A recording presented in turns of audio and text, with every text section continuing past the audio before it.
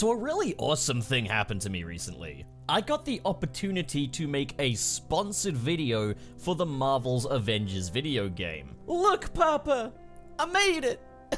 So yes, this is a sponsored video, effectively an ad that I have made for Marvel's The Avengers. But while this is done under an advertising contract, they have given their consent for me to still give my honest opinions about the game. But of course, if you want to see for yourself and you want to pick up this game, you can do so by clicking the link in the description and the pinned comment below. So I am going to be talking about this game as of its current state in December 2021. Because things are significantly different now to what they were when I first reviewed this game at the start of the year. There's a lot more content now, but not only that, the game is a lot cheaper now than when it first dropped on retail. So is now a much better time to pick up this game if you haven't already?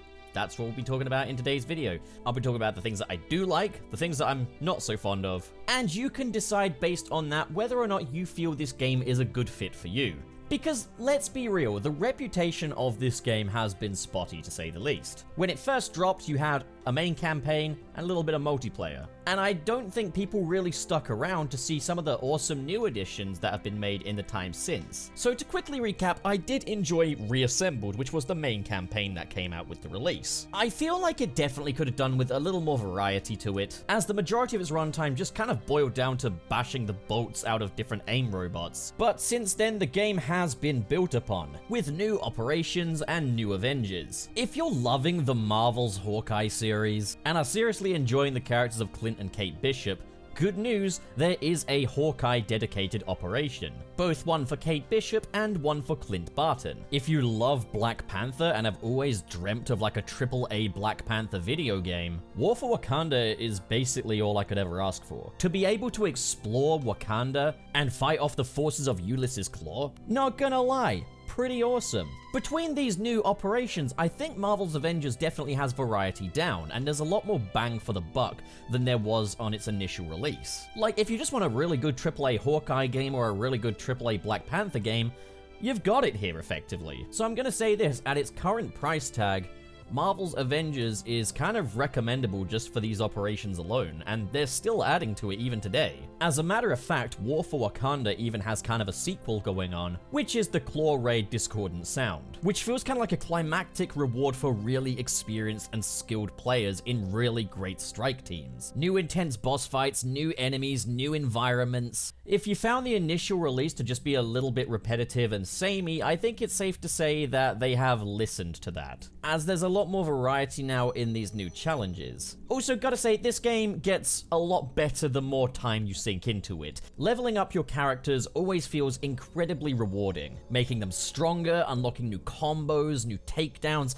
and it just feels so satisfying to do. And it serves as a great incentive to really invest your time into this. But I think the absolute best way of doing this is doing it through the multiplayer. Assembling a strike team together with your friends to just go in and fight off bad guys, rescue shield agents, unlock vaults with extra gear in them, just grinding and improving our characters, and becoming more coordinated as a team. I'm gonna say the old cliche, it really makes you feel like the Avengers. And yes, we used photo mode to get the iconic hero shot. Get out of my face, don't judge. But when you're all together, all leveled up, fighting off bad guys, doing your combos, building up your takedowns, it feels so cinematic, and it feels awesome. Now, I said that I would go through some of the things I don't like so much about this game as well. So there are times when there's a lot of action happening on screen, lots of different heroes fighting against different enemies, and it can make the frame rate really chug in places. I'm playing this on PlayStation 4. I don't know how it performs on PlayStation 5 or Xbox Series X or a high-power PC, but I've definitely found that performance can be a little bit of an issue from time to time. Nothing too game-breaking or anything, but it was enough for me to notice. I've also encountered a number of different bugs and glitches. One being this crazy disorienting camera spin that just kind of happens for some reason from time to time. It's, not too often, but often enough to be inconvenient. And then there are instances of enemies T-posing or ending up in the floor somehow. These are a bit more rare. So, with these technical bugs in mind, how much do they detract from the experience here? Has this impacted my overall feelings towards this game? Here's the thing, I definitely acknowledge that these bugs and problems are present, and I don't think they should be. I think this is an instance where they really did kind of jump the gun getting this game out of the gate. And I don't know how likely it is to see these things get fixed, as the game has been on the radar for a little over a year now. And I don't know exactly how patching works when it comes to live service games. There are some bugs that have been patched out since, so I'm not 100% certain on that. I would say that the bugs and glitches are present enough to be acknowledged, but they don't ruin the game in any way for me. They do not detract from the variety that we've got in the different operations and the fun of just playing an Avengers game in multiplayer. I do think that this is a really cool game, and I just think, like, if they could just iron out those kinks a little bit, I would go so far as to call this game magnificent. One thing I think this game does a really good job at as well is, while there is definitely an overall structure to how these characters work, for example, they have a ranged attack and then they have heavy and light attacks and different methods of traversal, I think they've actually done a really good job at making each character feel like how they're supposed to. I think they've done a really good job making them feel distinctive and different from one another. My main in, like, the main campaign and the different operations is definitely Iron Man. I love the different weapons that he comes with, from the rockets to the lasers. I love being able to fly with him as well. This opens up so much more exploration potential. And his combos are badass. However, Iron Man is not my only main. As a matter of fact, for the multiplayer, I've got a new main. There is somebody else that I like to play as. Which is actually quite funny, because for the majority of this video, I have not talked about the very thing I have spent the majority of this game doing recently. Because just recently, along came a spider. Yes, at long last, Spider-Man has joined the Avengers. Now, Spider-Man was announced as a PlayStation 4 exclusive for this game before the game was even released, and he's only just come to the game now. So the question is, was he worth the wait, and what does he add to the game? So, unlike Black Panther and Hawkeye, this guy doesn't get his own story operation, which is a little disappointing. That is something that, when this first released, I was a little disappointed by, I won't lie. And this Spider-Man definitely took some getting used to. This Spider-Man is a bit more brawler-like. He's a bit more yoked in his appearance. This is a buff Spider-Man.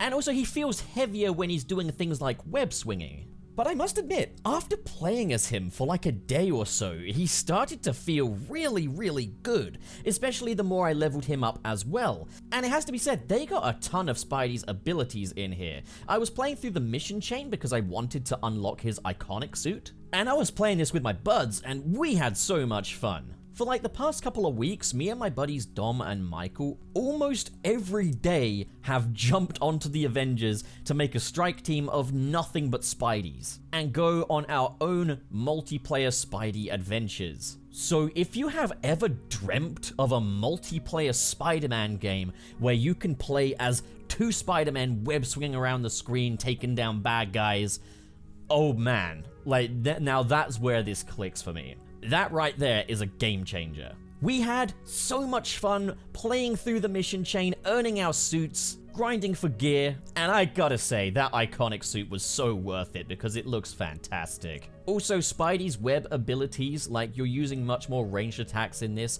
than you would use in your typical Spidey experience. These are much more an intrinsic part of the gameplay, and it is interesting to see what new stuff that the Avengers game brings to Spider-Man, just as much as it is fun to see what Spider-Man brings to the Avengers game. Now, one controversy surrounding this game was the use of microtransactions for cosmetics, and I must admit I'm not big on this myself either, but I would be lying if I said I didn't indulge a little bit. Me and the boys wanted different suits for our individual Spider-Men when going on these adventures, so it's like we have our own little Spider-Verse. And of course, when they announced an Iron Man Mark V skin from Iron Man 2, yeah, I had to. I had to. Look at it. Look at it. So, in late 2021 through to 2022, is it worth picking up the Avengers game? Here's what I'll say. If you've ever dreamt of having like a AAA Avengers game, the campaign's got you covered. And if you've ever dreamt of assembling your buddies together to all be the Avengers and fight side by side, again, this game has you covered, and that's just the beginning of the game. That's what this game came with out of the gate. If you are watching the Hawkeye series and really would love a Hawkeye video game with both Kate Bishop and Clint Barton, the game's got you covered. If you love Black Panther and have always wanted to explore Wakanda, this game has you covered. And if you have ever dreamt of a multiplayer Spider-Verse experience, this game has you covered. Is it perfect? No. There are definitely some technical hitches here and there, but boy am I glad to own this. I've said myself, while I definitely have some issues with the way this game has been built and some of its janky technical hitches, I'm still really happy that I own this game, and I think that is the most important thing overall. And the price has decreased over time. I'm gonna say this, at its current price, you're getting a lot of bang for your buck, and if you're into multiplayer cooperative experiences, I would say it's worth picking up, but ultimately, that is for you to decide. But the truth be told, I love this game. Assembling my buds together as the Avengers is a dream come true. Assembling my buds together as the Spider-Verse is even better. You know what I think would be the icing on the cake? If we got other Spider people that we could play as, like Miguel O'Hara or Miles Morales or Gwen Stacy, because that way we could truly do the Spider-Verse beyond just Peter Parker. So yeah, I love this game. I think there's a chance you'll love it too. So if you want to see for yourself, once again, check out the link in the description below and the pinned comment to pick up your copy of Marvel's The Avengers today.